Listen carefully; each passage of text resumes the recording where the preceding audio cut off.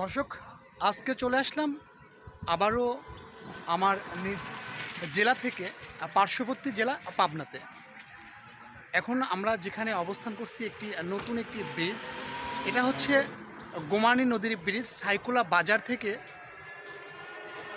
চর লবিনের যাওয়ার পথেই এই ব্রিজটি দেখবেন। অসম্ভব সুন্দরভাবে ব্রিজটি এখন এপারের লোকজন ওপারে যাতায়াতের যে সুবিধাটুকু তারা কিন্তু খুব অনায়াসে আর নৌকার জন্য আর দেরি করতে হচ্ছে না। ইচ্ছা করলে সবাই পায়ে হেঁটে এবং গাড়ি নিয়ে যানবাহন নিয়ে তারা খুব সহজেই পারাপার হতে পারছে। আচ্ছা বাবু, এই ব্রিজটা হয়ে আসলে এদের কতটুকু এনারা আসলে যদি একটু বলতে, তোমার ফিল থেকে যদি বলতে। এনাদের যে কী পরিমাণ উপকার হয়েছে আসলে বলে বোঝানো মুশকিল, কারণ এই সাইডে নাঙ্গলমারা, চল্লবিন, এই সাইডে কাটেঙ্গা, বর্ধানগর, এদের তো আগে মানে সাইকেলে আসতে হলে এক বেলা সময় লাগতো আর অনেক কষ্ট হতো, প্রচুর কাদা ছিল।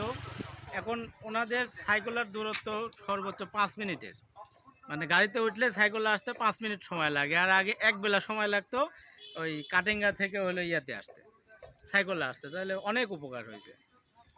দর্শক, আজকে অবস্থান করতেছিলাম সেই পাবনাতে। তো প্রতিনিয়ত আপনাদের নতুন নতুন যে সমস্ত উন্নয়নমূলক কাজ আমার প্রোফাইল থেকে দেখানোর চেষ্টা করব প্রতিনিয়ত। সঙ্গে থাকবেন। মহান আল্লাহ তাআলা আপনাদের সকলকে ভালো রাখুক। খোদা হাফেজ।